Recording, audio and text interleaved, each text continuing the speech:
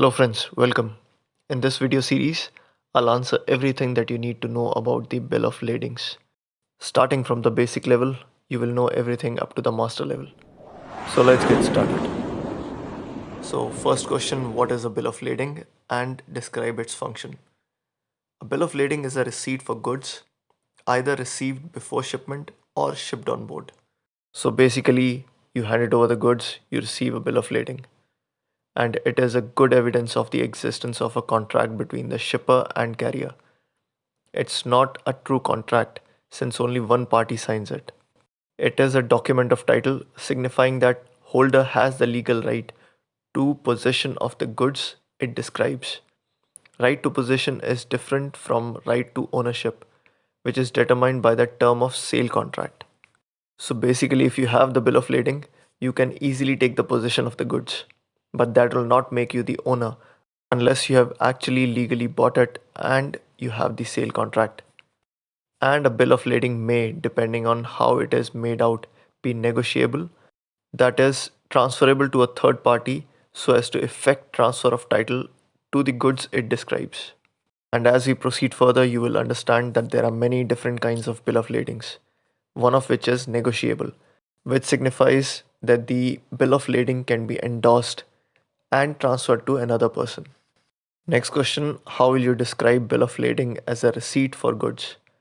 The bill of lading's prime function is as a receipt issued for goods received for shipment either by carrier or a freight forwarder pending shipment on a vessel, or goods shipped on board the carrying vessel.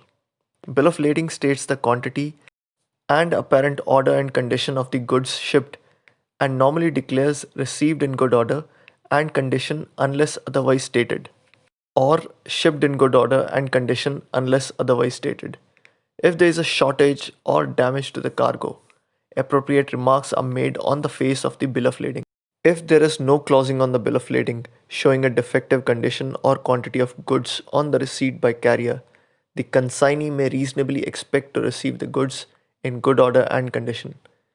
Any loss or damage to the goods will then be presumably due to the carrier's negligence, unless it can be proved due to the act of God, inherent vice of the goods, etc. When a mate's receipt is given, the description on the bill of lading of the quantity, condition of the goods is copied from the mate's receipt. Thus, it is important that the mate's receipt states the actual condition and quantity of the goods instead of the general remark about good order and condition. You may be curious what is a mate's receipt, and the answer will follow up soon. Next question is, how will you describe bill of lading as a document of title? Title in the context of carriage of goods mean the right to possession as against the right to ownership. A document of title is a document which gives a person the authority to hold the cargo and deliver it to any person in exchange of that document. Possession of an original bill of lading is equivalent to the right to possession of the goods as per the bill of lading. In other words, any holder of the original bill of lading can obtain delivery of the goods at the discharge port by producing the original bill of lading.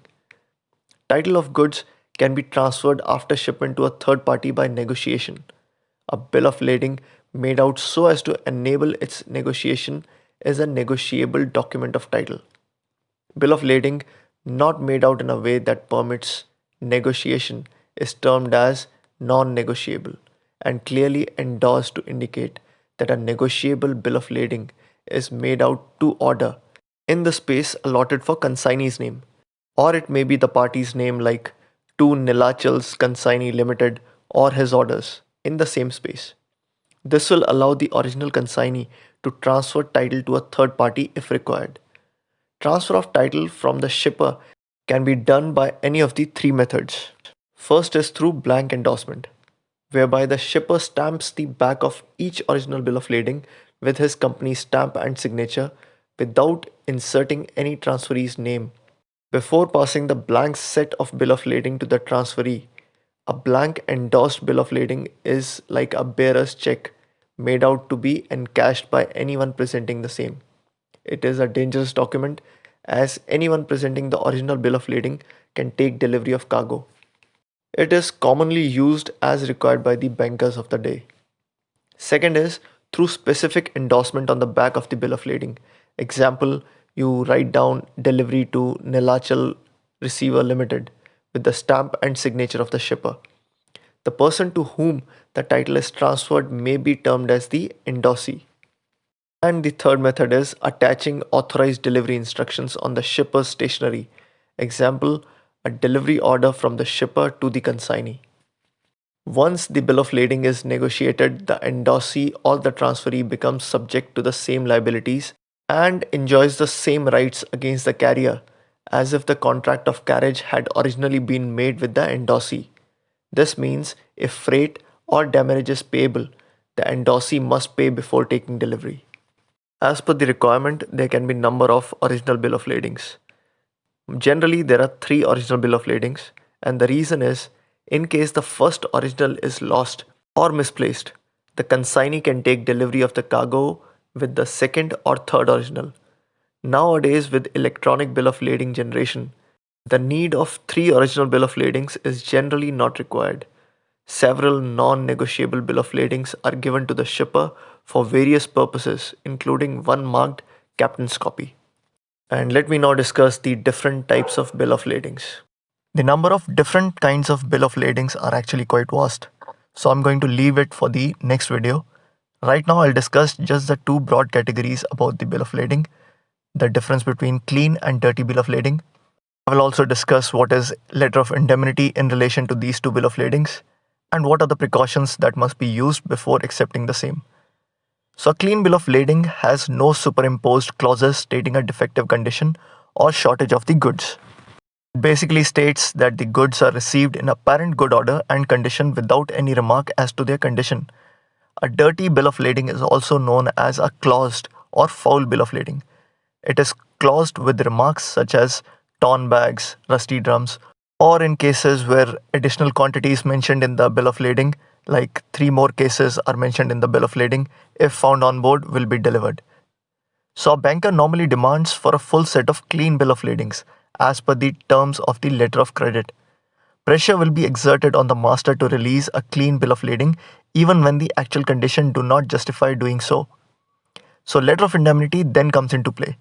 Letter of indemnity or a back letter, as it is sometimes called, is often offered by the shipper, promising to indemnify the master or the carrier against any loss or liability as a consequence of signing a clean bill of lading.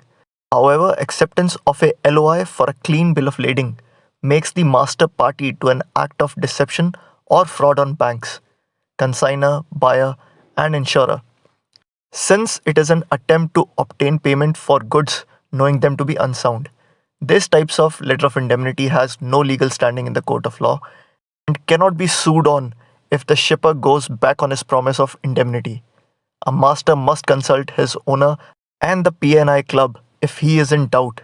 He must never accept LOI without the written orders from his owner.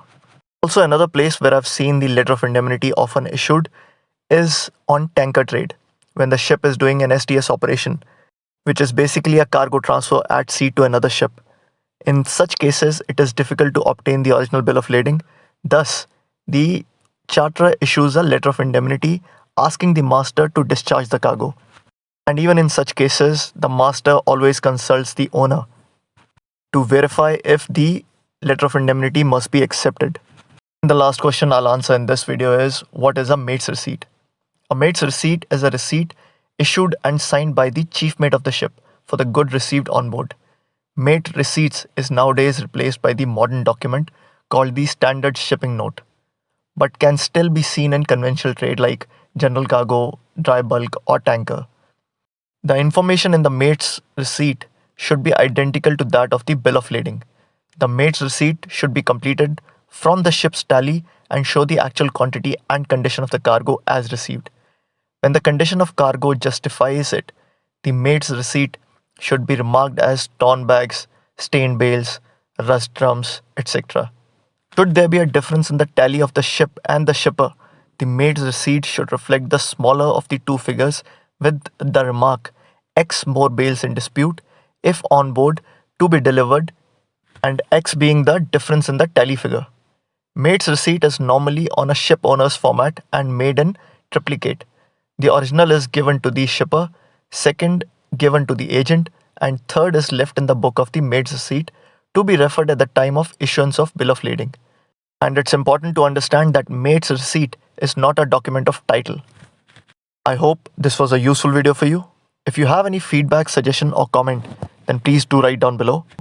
I will soon follow up with more videos on the same topic. So if you have any question, you may ask in the comment. All the best for your exams. And as always, thank you for watching.